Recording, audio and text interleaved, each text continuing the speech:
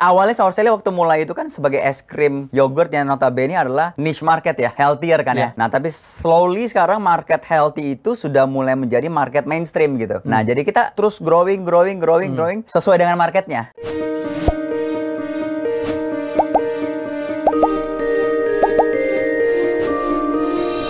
Kembali saya mengundang satu orang anak muda gitu, pengusaha ya dalam bidang ya food and beverage lah ya, dan ini keren banget. Kita belajar banyak bagaimana dia mengembangkan bisnisnya, bagaimana bertahan, karena bisnis ini tuh banyak banget yang tutup gitu ya. Ya, jadi ini pemilik dari Sour Sally datang di studio. Terima kasih Don sudah hadir di studio. Terima kasih. Keren banget. Ya. Jadi Sour Sally itu udah berapa tahun?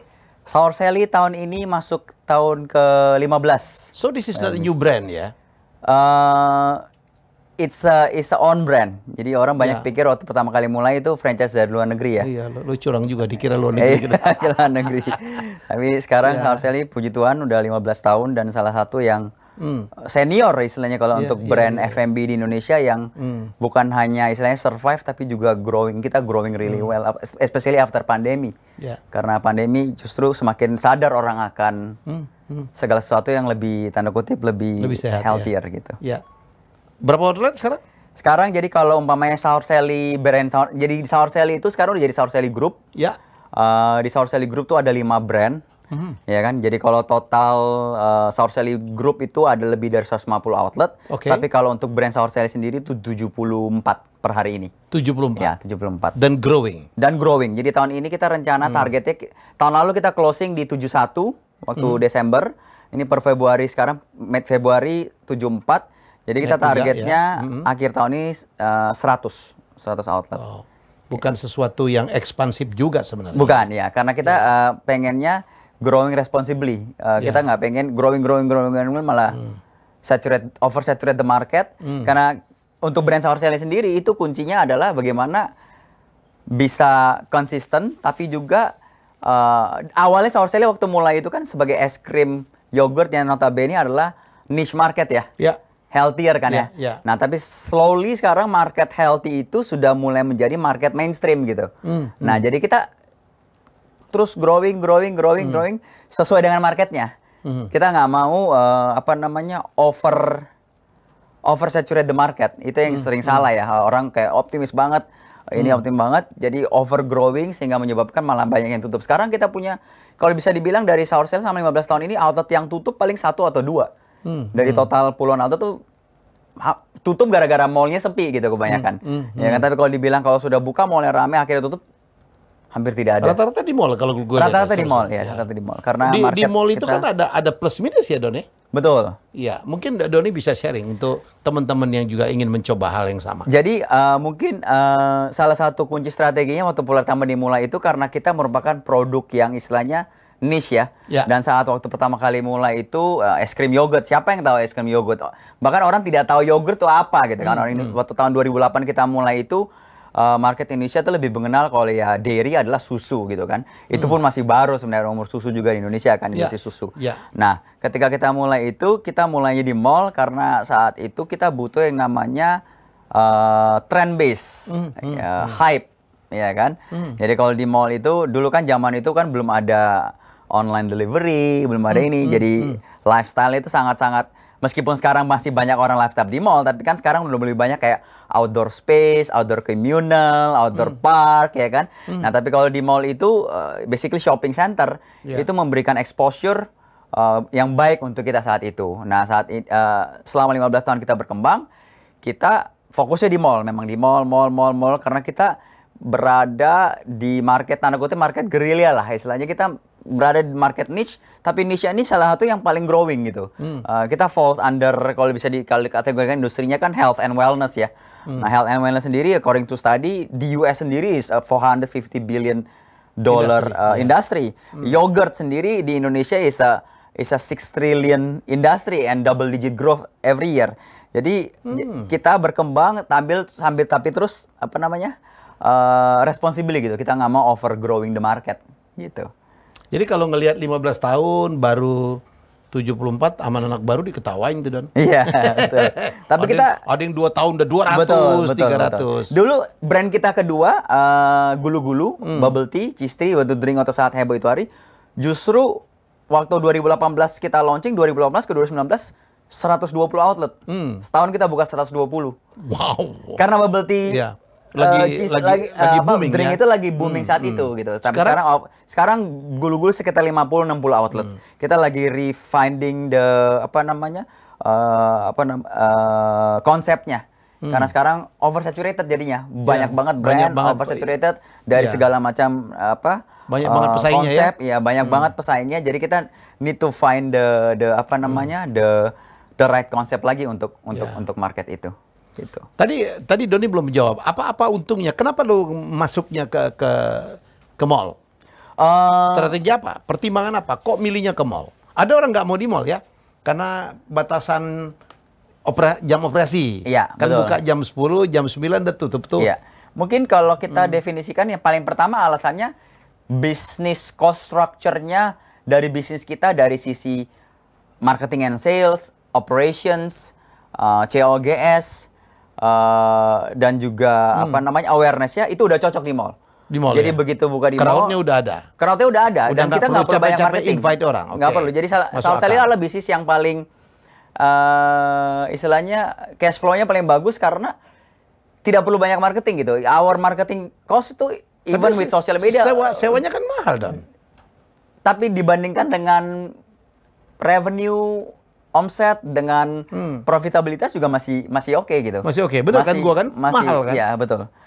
Sewa di mall tuh bisa tergantung mallnya tapi rata-rata bisa sekitar 30-40 juta per outlet. Per bulan per outlet. Per bulan. Iya. Untuk size berapa sih rata-rata? Kita biasanya sizingnya tuh 20 meter lah sweet spot. Kayak tapi yang di Senayan City itu ya?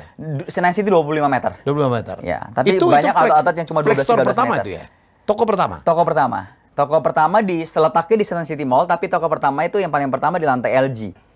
Kita pindah sekarang yang di lantai bioskop, di lantai 5 ya. Ya. Dulu kan di bawah tuh yang di seberangannya, jadi gue nyebut brand lagi. Karena gue kesana ya, depannya ada tempat ngopi-ngopi lah ya. Tempat ngopi-ngopi. Iya, keren. Jadi secara struktur itu udah oke dan sekarang, dan mall tuh, believe it or not, di Indonesia ternyata tuh mallnya itu total mall seluruh Indonesia 600 lebih shopping center. Iyalah, ribuan gue pikir sih. Iya. Jakarta aja 100 lebih. Iya. Orang nggak pernah tahu tuh. Orang nggak pernah tahu. Jawa dan Bali 400 lebih gitu. Iya. Tapi lu harus milih betul mallnya ya. Ada segmentasi mall tertentu yang lu pilih. Kita sekarang pelan-pelan ya. Jadi segmen Sourcell itu kebanyakan sekarang kan A minus, B plus. Nah, tahun ini kita mulai masuk tuh perbanyak mall yang B plus sama B. Jadi contohnya kayak Cibubur Junction. Oh, jadi jemput bola ke bawah. Jemput bola ke bawah, mulai masuk ke bawah, mulai masuk ke bawah. Habis itu kita juga bikin, habis ini juga bikin experience lebih lagi karena Sourcell selama ini kan orang tuh hanya booth aja kan ya. Jadi kita akan bikin cafe flagshipnya, lifestyle cafe-nya yang ukuran 300-400 meter, ya kan untuk di luar mall. Di luar mall itu justru. Outdoor kita carinya, outdoor. Ya karena COVID kemarin mengajarkan orang, saya aja kalau ini milihnya mendingan di luar lah. Ya, sekarang ya kan? Dan memang lagi sekarang tanda kutip orang tuh ngafe itu sekarang bukan hanya sebagai untuk makan dan minum, tapi orang ngafe itu adalah mini healing, mini holiday sebenarnya. Iya. Dengan pergi tempat outdoor, ngobrol, foto-foto, ya kan itu kayak mini holiday jadinya. Betul. Dan outdoor orang lebih suka ya. Orang lebih suka outdoor. Apalagi zaman COVID kemarin kan kita nganggap kalau di dalam ruangan ada AC-nya, menghirup AC yang sama itu kan agak risky gitu zaman dulu. Betul. Tapi sekarang ngarahnya memang ke situ. Mereka punya 50.000, punya 100.000. Duit ini kalau bisa jangan hanya untuk makan minum, tapi juga bisa semacam kayak berwisata jadinya. Gitu. Artinya nggak jual yogurt doang dong? Nggak jual. Jadi kita di sana lebih ekspansif menunya. Kita ada beberapa produk-produk yang pengembangan dari yogurt. Minuman-minuman berbasis yogurt, ya kan. Jual cake juga. Frozen yogurt juga ada. Akan ada dessert. Tapi kita akan ambil yang lebih healthy, alternatif. Contohnya low sugar, low carbs, punya tepung. Jadi punya gua dong. Kenapa? Saya lagi develop satu bolu ya. Namanya bolu talas Subang. Itu kita pakai Talas Pratama yang glikemiknya rendah. Logia ya. Iya. Ya, mungkin bisa kerja sama nanti. Nah, itu rencana kayak itu. Jadi contoh kita bikin makan makanan hot snacks-nya, makanannya pun sesuai tema lah ya. Sesuai tema ya. Tetap healthy food. Ada healthier food, bukan healthy ya. Healthier food. Iya. Dan kalau di yogurt posisi Sour Sally, kalau untuk Sour Sally dari keberapa ya? bisnis frozen yogurt itu sendiri nomor 1 kita untuk bisnis retailnya ya, toko ya. Tapi kalau secara FMCG belum. Makanya oleh karena itu tahun ini kita juga sementara godok kita lagi akan keluarin produk FMCG. Tapi kita mulainya FMCG-nya bukan yang seperti populer yang sekarang kan chilled ya, yogurt yang dimakan atau spoon yogurt. Apa sekarang yang populer squeeze yogurt ya. Kita mulainya dari es krim yogurt justru. Jadi kayak Sour Sally tapi bentuknya dalam bentuk pint. Gitu. Ada manufacturingnya, ada pabriknya, nanti produksi. Rencananya kita akan launching akhir tahun ini sudah. Lo belajar dari mana, Don? Atau inspirasi dari mana bikin Sour Sally? Bikin Sour Sally inspirasi dari hobi, Pak Helmi. Jadi 15 tahun lalu saya kesempatan ada kuliah di US. Waktu kuliah di kota mana? Saya undergrad S1-nya di Pennsylvania. S2-nya di Los Angeles. Ketemu apa? TCBY? Bukan, saya ketemu Pinkberry. Pinkberry. Pinkberry saat itu lagi booming, 2008 Pinkberry hype. Jadi sering saya juga makan gitu kan. Dan kebetulan waktu graduation, master's degree saya graduation, orang tua datang, papa mama datang. Tadi awalnya saya ajak papa mama makan ke salah satu toko itu, Pinkberry gitu. Lagi antrian panjang. Ide itu muncul dari situ. Di mana? Di Philadelphia? Bukan, di LA. Tadi saya udah S2-nya di LA. Terus yang di Pennsylvania apa? Saya S1. S1? Iya, S1. Penn State. Penn State. Oh iya, Penn State. Penn State ya. Nittany Lions. Ano. Gak ada apa-apanya dibanding sekolah gue, Hurricane. University of Miami. Miami ya. Penn State kita bantai dulu. Iya, sering kebantai sama Miami ya. Iya. Di Penn State kan Big Ten kan biasanya. Big Ten ya. Oke, jadi dari situ lah. Terus kemudian lo develop ya. Kemudian kan gak gampang juga karena Indonesia kan belum terbiasa dengan yogurt kan. Nah, itu dia. Jadi karena hobi itu ada lulus master, ide itu gara-gara casual conversation dengan keluarga aja. Akhirnya kan dapat OPT biasanya kan ya Pak Helmi ya setelah ini ya. Jadi akhirnya saya iseng, ya udah saya mumpung ada OPT setahun nih sambil nyari-nyari kerja yang kerja kantoran, saya part time di salah satu toko frozen yogurtnya. Satu brand, 3 bulan di sana. Belajar, ngerti. Akhirnya ya udah, akhirnya pikirnya karena passion saya juga ada di consumer gitu istilahnya kan. Akhirnya balik mulai bikin brand, buka di Senayan City. Ya puji Tuhan langsung sukses gitu, langsung bisa diterima pasar dengan baik. Lu sekolah lu apa? Dulu S1-nya accounting. Oh iya? Iya. S2 marketing nggak kelihatan ya. S1 accounting, S2 marketing. Itu ada saat itu memang sekolahnya gitu karena pikirnya. Tapi memang dua ilmu yang saling melengkapin banget. Iya, saya melengkapin ya. Istilahnya jaga kandang sama nyerang kan ya marketingnya. Di LA di sekolah di mana? Di Laverne, Pomona. Ya, it's private school di I know it, man. 10 East. Lo tau gue tinggal di mana waktu di mana? Di San Dimas. Oh, di San Dimas. Oh, Pak Helmi pernah tinggal di. Iya. Saya preparation 3 bulan sebelum gue ke Miami, itu gue di sana. Pomona tempat gue main, man. Oh, iya. West Covina. Itu 10 East kan ya? Iya. 10 East. Bukan di Pomona ya sih, saya di Laverne ya, nama daerahnya Laverne. Cuma dekat dari Pomona. Dekat dari Pomona. Iya, itu 10 East juga. Kalau saya ngomong Laverne orang nggak ngerti, kalau Pomona lebih ngerti. Iya, Pomona. Iya, orang ngerti Pomona. Pomona, West Covina. Iya, West Covina. Iya. Gue di San Dimas. Tahun berapa dulu, Pak Helmi? 91. Oh, 91. Saya 2005. 2005-2006. Jadi dunia sempit banget ya.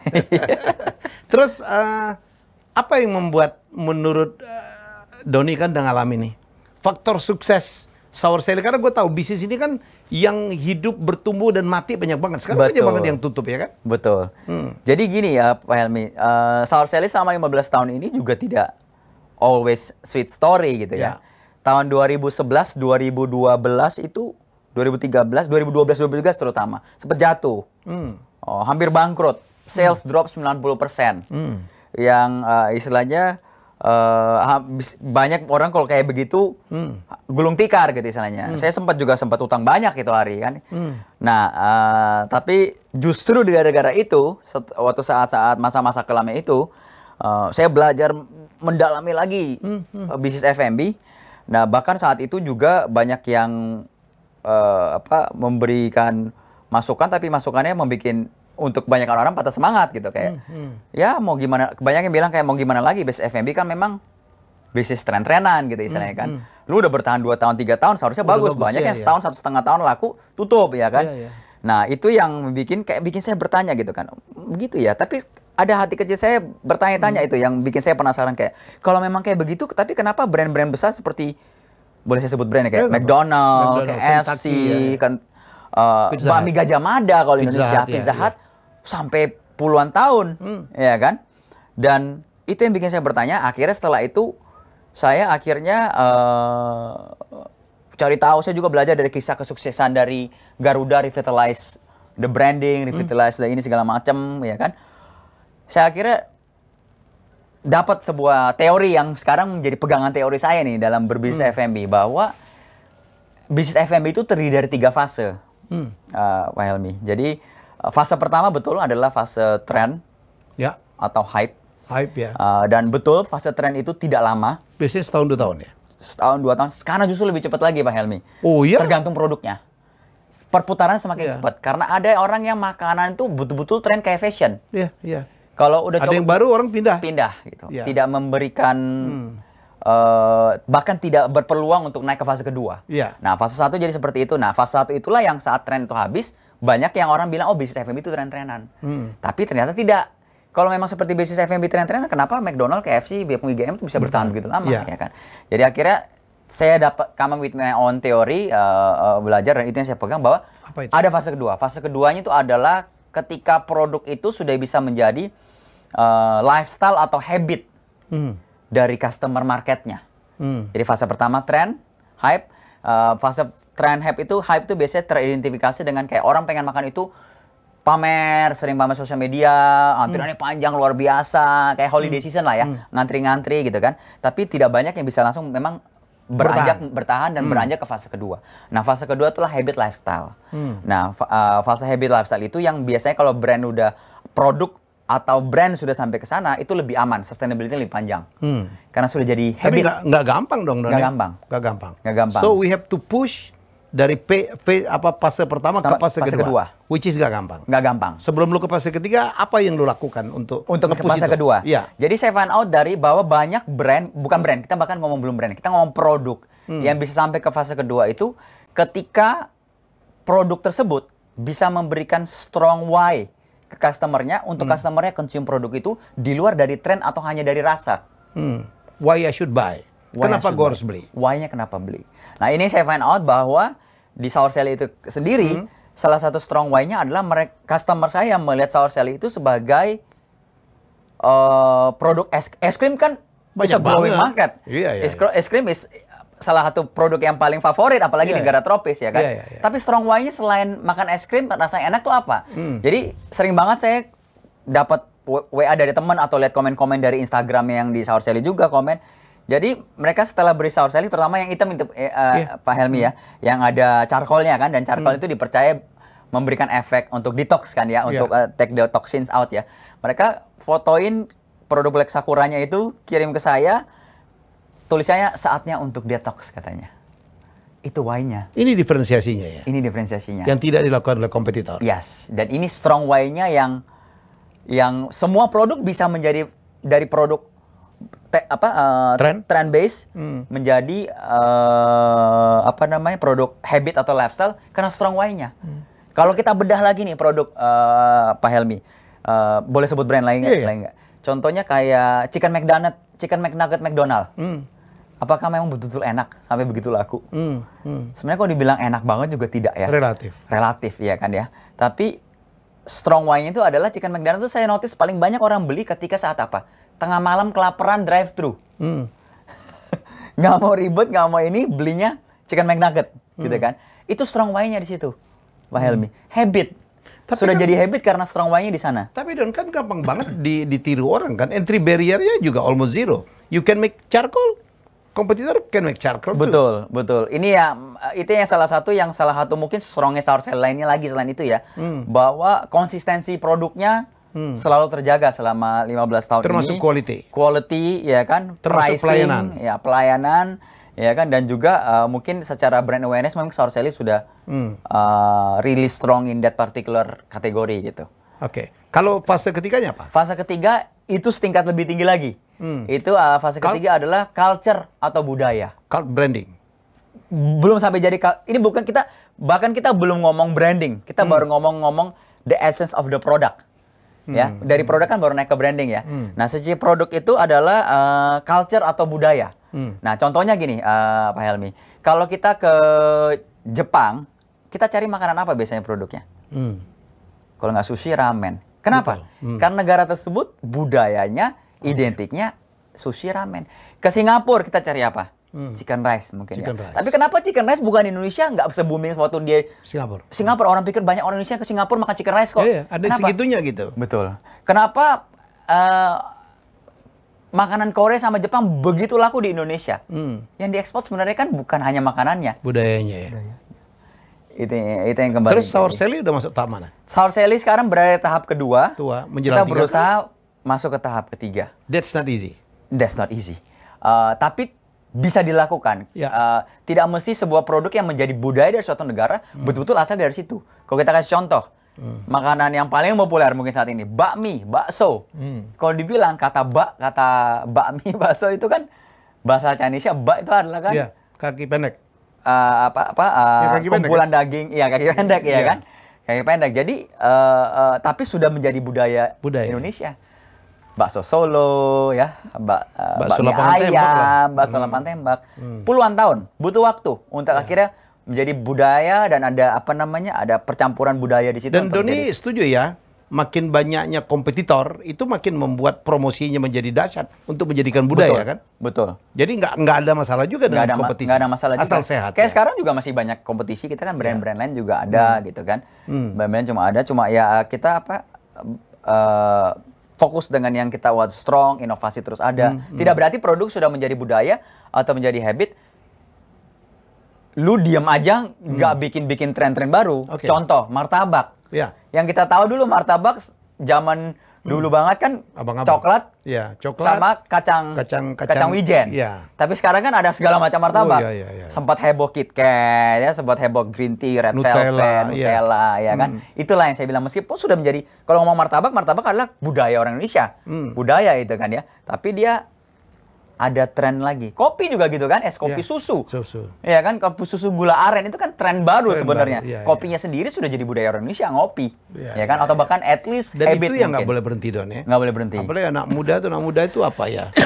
Mentai, cheese ya Betul, gitu aja ya. Semuanya dikasih itu ya. Betul. Jadi itu yang perputaran-perputaran yang diperlukan terus gitu di bisnis F&B kan. Bisnis F&B kan kreatif juga ya. Dan apa yang membuat sour selly bertahan? Kan kita tahu lah dulu kan ya perusahaan ya F&B 2 tahun lah, di tahun ketiga suffer tuh ya kan? Iya, karena tren gitu. Apa yang membuat sour selly pertama bertahan? secara produknya dia sudah masuk ke habit lifestyle, karena over time itu produknya itu berkembang jadi brand. Istilahnya jadi kalau orang ngomong produk frozen yogurt ya sour selly gitu istilahnya ya. Dan brand itu memang itulah seninya di dalam brand itu, value brand itu ada di sana Pak ya, sehingga membuat purchasing decision-nya orang itu dari yang belum kenal dan akhirnya ada brand lain pun tidak mau coba, ya sour selly aja gitu istilahnya. Mungkin itu salah satunya. Keduanya adalah konsistensi juga, ya kan, karena produk sour selly kan produk market yang lumayan middle up ya istilahnya ya. Satu cupnya 40.000, 50.000-an. Nggak murah. Ya kan, jadi orang mungkin for sure-nya aja gitu kayak istilahnya. Mungkin ada brand baru mereka akan coba, tapi sering kita dapat, terutama lawan kita banyak tuh brand dari luar negeri justru kebanyakan kan, yang masuk menjadi challenger kita. Itu mungkin salah satu kunci suksesnya dari sour selly. SDM berapa orang sekarang? Sekarang total 400-500 orang. I lost count yang ini, soalnya outlet buka terus yang baru juga kan ya. Yang di headquarters? Yang di headquarters kita 120. All local? All local Indonesian. Nggak ada orang luar negeri sama sekali? Nggak ada orang luar negeri. Produksi di mana? Produksi kita untuk produksi spot di outlet, produksi sendiri ada di Jakarta Utara, di daerah PIK. Sama di Surabaya juga ada. Punya perwakilan gue dengar ya?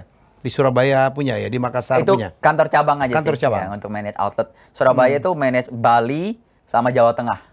Karena dari Surabaya ke Semarang kan jalan darat 3 jam udah sampai sekarang ya. Makassar? Gitu. manage Makassar untuk manage untuk development di Makassar, sama nanti kita akan buka cabang di Kendari, di Manado, tempat di daerah Sulawesi. kota kelahiran. Iya, kota kelahiran. Harus selalu ada begitunya ya kan. Ya gue hampir lupa. Nama Sour Sally itu dari mana sih idenya? Nama Sour Sally itu sebenarnya datang dari kata sour itu sendiri kan adalah Artinya kan asam kan? iya asam. Ya, Tapi kan setiap yogurt di salah satu karakteristik rasa dari yogurt tuh kan Asam ya? asamnya. Oke. Nah, Sally itu adalah karakter. Saya dulu pengen bikin brand tuh yang punya karakter gitu. Jadi cuma bukan hanya fungsional tapi juga ada emotional brandingnya. Emotional branding dari Sour Sally itu gitu. Bukan nama istri, nama siapa? Bukan. Apa nama mantan gitu? Bukan. It rhymes aja Sour Sally. Akan ada rhyme. Iya. SS gitu. SS, iya. Keren tuh namanya. Iya. Nekat juga Sour Sally, gue ngapain beli produk asam gitu. Iya, asam. Itu sempat ada waktu awal mulai juga ada sempat pemikiran apakah ini kata sour ini bisa diterima pasar Indonesia apa enggak gitu kan. Iya. Ya, tapi ya Kalau Sweet Sally mungkin nggak tahu gitu ceritanya. Biasa gitu Sweet ya. Sally mungkin nggak akan sesukses Sour Sally Sour mungkin. Sally. You never know. Iya. Oke, mau ngapain lagi ke depan Sour Sally? What is your dream? My dream itu lebih berkontribusi kepada F&B aja. Jadi kalau dari sisi saya sendiri personal di luar Sour Sally-nya, I have an investment company di mana investment company itu invest di banyak bisnis F&B ekosistem. Jadi salah satunya yang kita invest itu adalah BeShare namanya, crowdfunding platform. Dan kenapa saya invest sana? Karena di situ 80% dari project yang listing crowdfunding platform di situ adalah bisnis-bisnis F&B, gitu kan. Jadi saya sebagai board of advisor di BeShare dan juga Sour Sally juga ada beberapa project-projectnya, outlet-outletnya yang kita listingin juga di BeShare. Jadi Sour Sally itu jadi ada mini IPO juga di BeShare tersebut, Pak Helmi. Jadi sampai saat ini juga lagi ada listing juga di BeShare. Jadi setiap bulan kita ada bursa-bursa kecil-kecilan. Iya, betul, bursa kecil-kecilan. Nah, selain itu juga perizinan aman semua ya? Aman semua. OJK-nya aman semua ya. Bapeti aman. Securities crowdfunding punya izin kan kalau untuk BeShare kan. BeShare, di Indonesia kan ada dua ya yang cukup prominent kan, BeShare sama LandX kalau nggak salah namanya. Yeah. Nah, jadi itu selain itu ke depannya kalau bisnis Sour Sally sendiri akan keluar produk FMCG yang bisa dibeli untuk take home, taruh di rumah gitu kan. Yang mimpinya tahun tahun ke depan bisa distribusi ke supermarket. Itu supermarket premium dulu ya. Semakin besar. Selain itu juga kita akan introduce juga cafe lifestyle Sour Sally yang tadi kita ada mention, yang size-nya 300-400 meter, di mana experience untuk healthier lifestyle, ngongko sehat lah. Misalnya kalau sekarang kan orang ngongkonya kan ngopi kan, ngongko sehat bisa di situ. Gitu. Ini own company atau franchise? Own company, om sendiri. Tapi yang tadi 70 sekian itu 74 sebagian tuh franchise setengahnya tuh franchise. Franchise. Jadi kita selalu balance. Kapan lu menentukan ini gue invest sendiri, ini adalah franchise? Jadi setiap awal tahun kita kan petain targetnya tuh berapa outlet kita akan buka, ya kan? Kita langsung bagi. Termasuk geografis ya? Betul. Geografisnya langsung kita bagi. Ini bisa kita franchisein, ini bisa kita buka sendiri. Kadang-kadang ya ada mix itu juga gitu, tapi intinya jumlahnya kurang lebih 50-50. Berapa provinsi semuanya? Sorry? Udah berapa provinsi? Kalau provinsi paling jauh kita di Sumatera Utara, di Bali, Palembang udah Palembang udah ada. Oke, Palembang bagus. Icon. Palembang Icon. Ya, Palembang itu Icon. mall paling ramai itu. Iya, paling ramai Icon. PTC kalau nggak salah juga ada. PTC juga ada kan, Palembang Trade Center. Iya, ada 2 cabang di Palembang. Bagus. Lebih bagus Palembang Icon kalau nggak salah. Terus di Manado ada di Manado Town Square. Makassar ada 3, akan buka lebih banyak lagi. Kendari juga lagi dijajakin. Ya mungkin paling jauh daerah Kendari situ ya, Kendari Bali itu Kupang. Kupang ada juga 1. Ya. Tapi itu milik franchise yang kalau yang di Kupang. Dan mungkin pertanyaan gue, barangkali lu punya advice ya supaya untuk mempertahankan bisnis kayak gini ya, franchise ya, branch out gitu ya, kan nggak gampang juga ya. Kita ngelihat banyak sekali player-player tahun-tahun ini pada nutup nih. Kan ada berapa brand gitu yang punya ratusan cabang kemudian mulai tutup satu persatu. How you survive, Don? saya lihat kebanyakan saat ini, apalagi dengan zamannya sosial media, banyak itu yang mengandalkan viralitas, hype, tren, gitu. Tidak ada salahnya sih ketika lagi tren, lagi hype, lu hajar aja gitu kan. Tapi harus siap dengan apa namanya, what comes after the trend gitu kan, after the hype. Nah, have to prepare that gitu.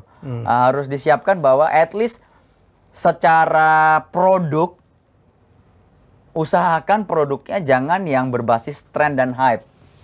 Bahaya itu ya. Bahaya. Sudah pasti nggak lama umurnya. Iya. Gitu kan? Juga ada juga produk kita siapkan, oh ini kayaknya ini bisa lama nih, bukan kena hype. Tapi ada juga yang ujung-ujungnya ya ternyata tidak sesuai dengan harapan, akhirnya jadi tren sama hype aja. Atau kompetisi jadi banyak banget gitu kan. Barrier to entry jadi rendah gitu kan. Nah, tapi mungkin kalau dari sisi ini, at least secara produk, minimum secara produk itu, pikirkan apakah produk ini bisa jadi habit customer lu gitu, customer Anda gitu, your market. Kalau bisa jadi habit, kalau kita tahu, seharusnya habitnya apa? Healthy, health market gitu, healthier at least gitu kan. Dari kalau sisi produk Sour Sally sendiri yang ada di outlet nih, healthiernya apa? Zero fat. Produk kita low fat, base ice creamnya ya, itu zero fat, gitu kan, dari base-nya. Nah, topping-toppingnya itu terserah, ada yang mau topping buah, ada yang nggak terlalu peduli tentang kesehatan. Dia kan milih sendiri kan ya? Milih sendiri, ya kan ya.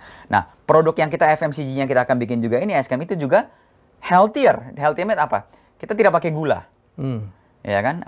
Kita pakai stevia.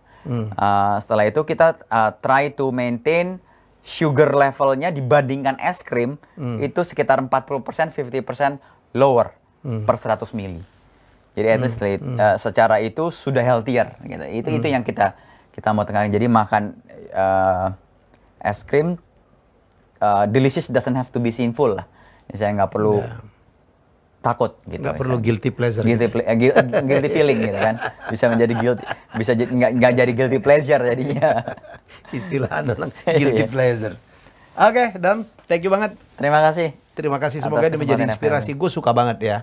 Karena gue seneng ini lokal, ya kan, foundernya sendiri lagi, jadi duitnya ke dia semua nih. Lokal gitu, dan mengangkat apa F&B yang healthier, at least healthier. Mengajarkan tentang lifestyle, dan terukur gitu ya, tidak latah, tidak apa gitu. Dan ini bukan yang bakar-bakar juga ya? Nggak bakar-bakar. Udah IPO belum? Atau kapan IPO? Ada kepikiran sih, tapi kita lagi rapiin dulu semuanya. Untuk menuju ke sana. 15 tahun bertahan di dunia F&B nggak gampang. Ya. Jadi hari ini tamu saya semoga menjadi pelajaran. Karena semua orang menjadi entrepreneur, menjadi startup dan sebagainya, tapi nggak gampang. Mulai barangkali gampang, tapi untuk bertahan tidak gampang. Semoga apa yang disampaikan oleh tamu saya, Doni, menjadi sesuatu yang menarik untuk menjadi pelajaran. Ya, kita jumpa lagi dengan tamu saya selanjutnya.